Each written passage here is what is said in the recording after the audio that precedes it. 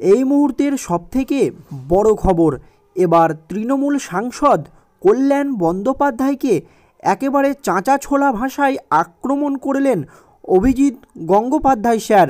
বিজেপিতে যোগ দিয়েছে কলকাতা হাইকোর্টের প্রাক্তন এই বিচারপতি অভিজিৎ গঙ্গোপাধ্যায় স্যার।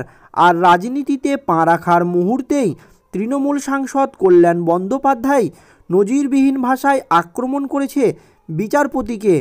আর এদিন সাংবাদিক বৈঠক করে অভিজিৎ গঙ্গোপাধ্যায় বলেন, কল্যাণ বন্দ্যোপাধ্যায় কুমন্তব্য করার জন্য বিখ্যাত। সম্ভবত তার বেড়ে ওঠায় সমস্যা আছে। আমি জানি না তিনি কোন ধরনের পরিবার থেকে এসেছেন। গত রবিবার অভিজিৎ গঙ্গোপাধ্যায় জানিয়েছিলেন তিনি বিচারপতি পদ থেকে অবসর গ্রহণ করেছেন। সোমবার তিনি শেষবারের জন্য কলকাতা হাইকোর্টে নিযুক্তও হয়েছিলেন। আজ মঙ্গলবার তিনি রাষ্ট্রপতির কাছে পদত্যাগপত্র পাঠান।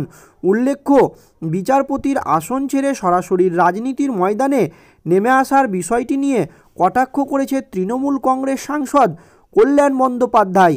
আর এই ঘটনার প্রেক্ষিতেই কল্যাণকে একেবারে চাঁচাছোলা ভাষায় আক্রমণ করেছে বিচারপতি অভিজিৎ গঙ্গোপাধ্যায় স্যার। এছাড়াও তিনি আরও বলেন, শাসক দলের অনুপ্রেরণাতেই বিজেপিতে যোগদান বলে জানিয়েছেন বিচারপতি অভিজিৎ গঙ্গোপাধ্যায়। বিচারপতি থাকার সময় তাকে আক্রমণ প্রসঙ্গে অভিজিৎ গঙ্গোপাধ্যায় তৃণমূলের শিক্ষা দীক্ষা নিয়ে প্রশ্ন তুলেছেন। তিনি বলেছেন, ওই দলের কেলেঙ্কারি ফাঁস হয়ে যাচ্ছিল। বড় দুষ্কৃতী মন্ত্রী আমলার ছদ্মবেশে ছিলেন, তারা এখন জেলে। তবে জেলে 5 স্টার বন্দোবস্তে আছেন কিনা তা তিনি জানেন না বলে জানিয়েছেন অভিজিৎ গঙ্গোপাধ্যায়।